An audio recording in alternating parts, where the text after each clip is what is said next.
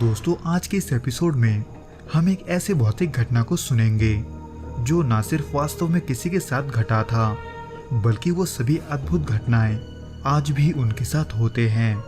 उम्मीद करता हूँ कि आपको ये पसंद आएगा, इसलिए बिना और देरी किए सीधे उस घटना की ओर चलते हैं।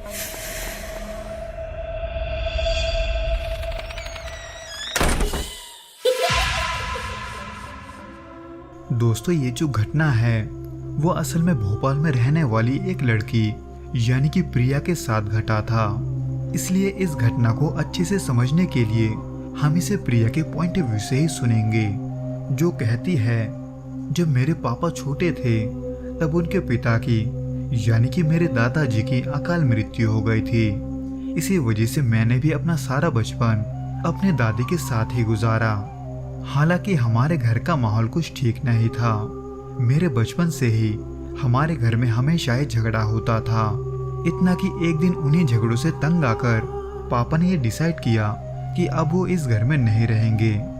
लेकिन उन दिनों किराए का घर मिलना भी मुश्किल था, क्योंकि 2020 में यानी कि जब मेरे पापा किराए का घर ढूंढने निकले थे, तब कोविड के वजह से पापा को कहीं पर घर खाली नहीं मिल रहा था। लेकिन देर सवेर अपने कुछ दोस्तों से बात करके उन्हें एक खाली घर मिल ही जाता है। इसलिए मैं भी अपने मम्मी पापा और छोटी बहन के साथ वहां पर शिफ्ट हो गई। दादी के साथ वैसे भी हमारा रिश्ता कुछ ठीक नहीं था, इसलिए नए घर में शिफ्ट होते ही दादी ने हमसे दूरी बना लिया था, जो कि दुख की बात तो थी। लेकिन घर में और झगड़ा ना होने के वजह से किराए के मकान में भी हम अच्छे से रह रहे थे। जहाँ पर रहते हुए 1 साल बीता ही था कि तभी अचानक एक दिन हमें ये खबर मिलता है कि दादी अब इस दुनिया में नहीं रही। वो 22 अक्टूबर का दिन था, जब उनकी मृत्यु की खबर सुनने के बाद हम सभी दादी को देखने उनके घर गए। वहां पर दादी के शव को देखने के बाद सच कहूँ तो मैं बहुत ही ज्यादा डर गई थी। ऐसा बोलना तो नहीं चाहिए, मगर दादी पहले से बहुत ही अजीब और डरावनी दिख रही थी। उनका पीठ का स्किन पूरी तरह से बिस्तर के साथ चिपक गया था और चेहरा पूरे तरीके से फूला हुआ था। वहां जाने के बाद मुझे ये पता चला कि दादी पिछले 2 महीने से कोमा में थी और उनकी देखभाल असल में मेरी बुआ कर रही थी। लेकिन उन्होंने किसी भी तरह का स्पेसिफिक ट्रीटमेंट नहीं करवाया था, जिसमें इसी बीच नवरात्रि भी शुरू हो चुका था। इसलिए हम सभी ने उन नियमों का पालन करना भी शुरू कर दिया था, जो कि नवरात्रि में अक्सर पालन किया जाता है। लेकिन नवमी के दिन जब मैं अपने फ्रेंड्स के साथ घूमने गई हुई थी, तब मैंने एक रेस्टोरेंट में जाकर नॉनवेज खा लिया, जो कि नवरात्रि में खाना सख्त मना था। इसलिए जैसे ही इसके बारे में मेरे घर में पता चला, मेरी मम्मी ने मुझे बहुत डांटा। लेकिन सच बताऊं तो मैंने कुछ अच्छा या बुरा सोचकर या फिर किसी को डिसरिस्पेक्ट करने के लिए वो नॉनवेज नहीं खाया था।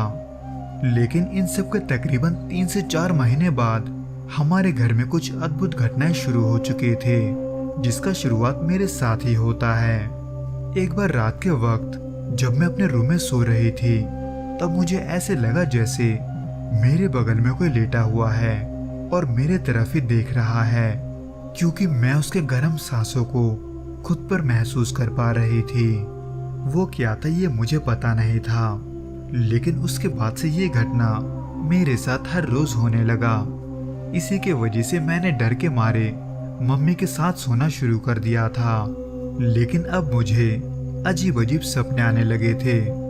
मैं सपने में देखती थी कि मेरी दादी अपने उस अजीब से चेहरे के साथ मेरे सामने साड़ी पहनकर खड़ी है, जो कि हर बार एक नया साड़ी पहनकर मुझसे ये पूछती है कि गुड्डी बता, मैं कैसी लग रही हूँ, जिसे देखकर अक्सर मेरा नींद टूट जाता था। लेकिन सपनों का ये किस्सा दिन ब दिन और भी बुरा बनता गया, क्योंकि इसी बीच एक शाम अचानक से मेरी छोटी बहन दौड़ते हुए माँ के पास गई और बोली कि मम्मी देखो, दीदी दरवाजे की तरफ बड़ी बड़ी आंखें करके अजीब से आवाज में बातें कर रही है। जिसको सुनकर मम्मी ने मुझे अपने पास बुलाया, पर अब जब वो सब मैंने किया ही नहीं था, तो ऐसे में मैंने कहा कि क्या बोल रही हो, छोटी तो मेरे पास आई ही नहीं, मैं तो कब से अपने फोन पर बातें कर रही हूँ। जिसको बोलते ही मैं अपने कमरे में वापस चली गई। लेकिन अब मैं इस सोच में पड़ गई थी कि मेरी बहन ने किसको देखा। अगर वो मैं नहीं थी तो वो कौन था। इसके बाद एक दिन मेरी मम्मी सपने में ये देखती है कि दरवाजे के बाहर मेरी दादी अपने अजीब चेहरे के साथ खड़ी है और उनके कंधे पर एक काली बिल्ली घूम रही है। फिर कुछ दिनों के बाद हमारे घर के फिश टैंक से अचानक 6 मछलियां गायब हो गई, पर कहाँ ये किसी को पता नहीं चला। हमारे घर का रूम बाथरूम के साथ ही अटैच है, इसलिए एक सुबह जब मैं अपने रूम में बैठी हुई थी तब बाथरूम में से अचानक किसी के नहाने का आवाज आता है। मैंने सोचा कि शायद वो छोटी होगी, लेकिन तभी मैंने अपने सामने छोटी को देखा जो कि दरवाजा खोलकर जस्ट मेरे रूम में घुसी थी। इसलिए मैंने तभी भागकर बाथरूम का दरवाजा खोला ये देखने के लिए कि उसमें कौन है। लेकिन बाथरूम में मेरे सामने कोई नहीं था, जिसको देखकर मैं हैरान इसलिए थी क्योंकि बाथरूम में चारों तरफ पानी गिरा हुआ था, ऐसे मानो कि अभी कोई नहा कर निकला है। और फिर ऐसे ही धीरे धीरे हर रात हमारे खिड़की के पास एक बिल्ली भी आने लगी, जो कि लगभग पूरी रात हमारे घर के तरफ देखते रहती थी। हालांकि मैंने उसे भगाने का बहुत कोशिश किया, लेकिन वो हर बार वापस आ जाती थी। जिसमें इसी बीच एक रात मुझे ये महसूस हुआ कि एक काला सा साया मेरे सामने खड़ा है, जो कि धीरे धीरे अपना हाथ मेरी तरफ बढ़ा रहा था। जिसको देखने के बाद मैं इतना डर गई थी कि मैंने रोना शुरू कर दिया, जिसको सुनकर मम्मी भी बाहर आ गई और ये पूछने लगी कि मुझे क्या हुआ है। इसलिए आखिर में मैंने ये डिसाइड किया कि मैं उन्हें सब कुछ बता दूंगी, उन सभी घटनाओं के बारे में भी जो मेरे साथ घट रहे थे। हालांकि मम्मी को तो मेरे बातों पर यकीन आ गया था, लेकिन इन घटनाओं को सुनने के बाद भी मेरे पापा को इन बातों पर यकीन नहीं आता। पर इसी बीच एक दिन पापा को भी एक अजीब सा सपना आता है, जिसमें दादी ने उन्हें व्हाट्सएप पर कुछ फोटोज भेजे थे, जिनमें से पहला फोटो तब का था जब वो यंग थी, दूसरा फोटो जब वो शादी करके इस घर में आई थी, तीसरा फोटो उनके मृत्यु के बाद की यानी कि उनके लाश की फोटो, और चौथा फोटो अंतिम संस्कार के बाद उनके जले हुए शरीर का, जो कि बहुत ही भयानक था। इस सपने को देखने के बाद पापा बहुत ही डिस्टर्ब हो गए थे, लेकिन ऐसे बहुत से घटनाएं हमारे साथ लगातार होते जा रहे थे। इसलिए हमने घर में एक नारायण पूजा करवाने का फैसला किया। लेकिन नारायण पूजा करवाने के बाद भी हमारे हालत में कुछ भी फर्क नहीं पड़ा था, जिसके वजह से आज भी हम ऐसे बहुत से भौतिक चीजों को महसूस करते हैं, जिनको देखकर हमें यही लगता है कि शायद दादी हमसे नाराज है और इसी चीज को दिखाने के लिए वो इस दुनिया को छोड़कर उस पार जाने के बाद भी हमारे साथ ये सब कर रही है। तो दोस्तों, ये तो था वो घटना जो कि प्रिया और उसका परिवार आज भी अपने साथ होते हुए महसूस करते हैं।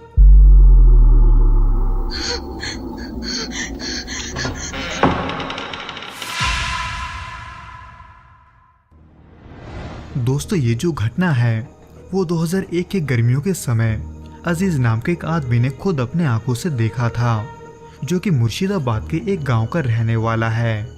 अजीज का जो घर था वो गांव के अंदर होने के बावजूद भी गांव के सबसे आखिर में था, जिसके ठीक बगल में था एक कब्रिस्तान, जहां पर हाल ही में किसी को दफनाया गया था। जिसमें इसी बीच एक दोपहर जब अजीज अपने खेत की तरफ जा रहा था, तब उसका नजर उसी कब्र पर पड़ता है जहां कुछ दिनों पहले किसी को दफनाया गया था। जहां पर अजीज ने यह देखा कि उस कब्र के आसपास कुछ तो जला हुआ है।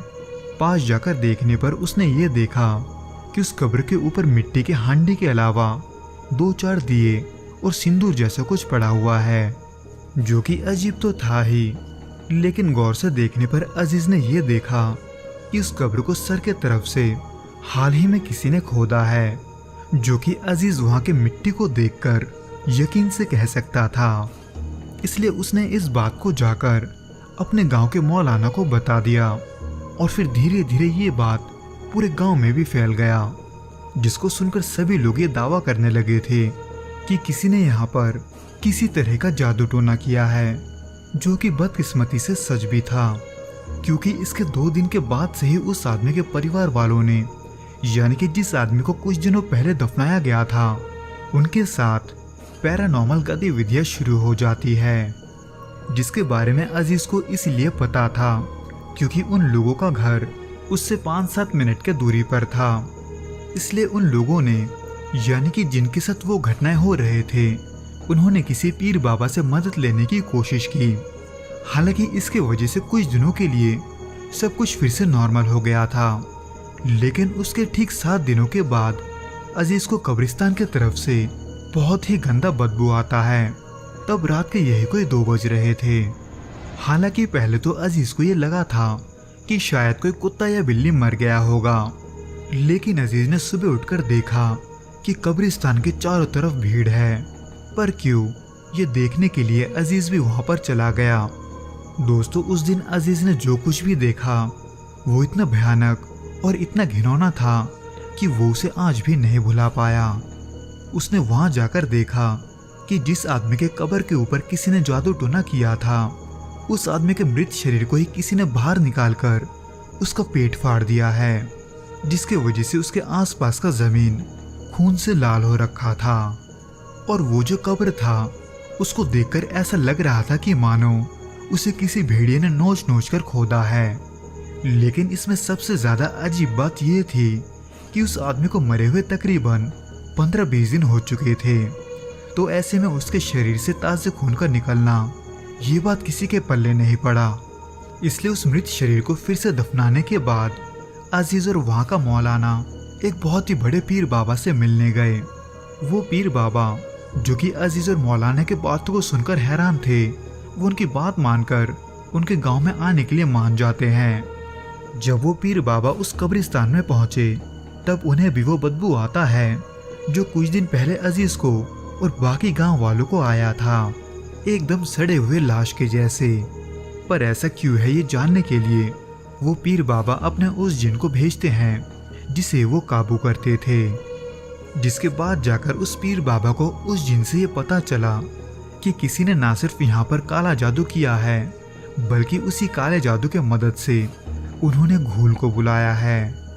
दोस्तों, घूल को असल में सबसे खतरनाक जिन में से एक माना जाता है, जो अक्सर कब्रिस्तान के मुर्दों को खाकर ही अपना भूख मिटाते हैं। हालांकि वो लोगों के बीच में रहना पसंद नहीं करते, लेकिन उन्हें जब भी कोई बुलाता है, वो किसी का जान लिए बिना वापस नहीं जाते, फिर चाहे वो बुलाने वाले का हो या फिर किसी और का, जो कि वो पीर बाबा भी अच्छे से जानते थे। और साथ में ये भी कि अगर उस घूल ने उस मरे हुए आदमी का मांस चखा है तो उसे रोकना मुश्किल है। यानी कि जिस किसी ने भी ये काला जादू किया था, वो उसने उसी के परिवार के ऊपर किया था जिसका लाश उस घूल ने खाया था। हालांकि मौलाना के कहने पर उस पीर बाबा ने उस घूल को रोकने का बहुत कोशिश किया, पर ना तो वो उसे रोक पाए और ना ही उन्हें यह पता चल पाया कि वो काला जादू किसने किया था। वैसे तो वहाँ के लोग यही मानते थे कि शायद वो उनके किसी दुश्मन ने किया होगा। खैर, इसके कुछ दिनों के बाद ही उस परिवार वालों के साथ पैरानॉर्मल घटनाएं फिर से शुरू हो जाते हैं, जिसमें हर रात कोई उन्हें चोट पहुंचाने के मकसद से आता था। हालांकि इन सब से डर के वो परिवार वाले अपने पड़ोसियों के घर पर भी रात गुजारते थे, लेकिन वहां भी वो घूल उनका पीछा नहीं छोड़ता। कभी कभार तो ऐसा भी होता था कि सुबह उठकर उन्हें अपने शरीर में पंजों के निशान, यहाँ तक कि नाखून से नोचने के निशान भी मिलते थे। कभी कभार तो उन्हें ऐसा भी लगता था कि नींद में कोई उनके छाती के ऊपर चढ़कर उनका गला दबा रहा है। पर इन सब के बाद क्या हुआ, ये अजीज को नहीं पता, क्योंकि कई दिनों तक ये सब झेलने के बाद उस परिवार ने उस गांव को ही छोड़ दिया था।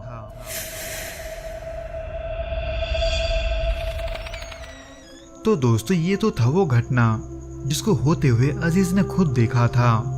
उम्मीद करता हूँ कि आपको ये पसंद आया होगा, और अगर आया हो तो प्लीज़ इस वीडियो को लाइक, शेयर और प्लीज़ इस चैनल को सब्सक्राइब ज़रूर करें।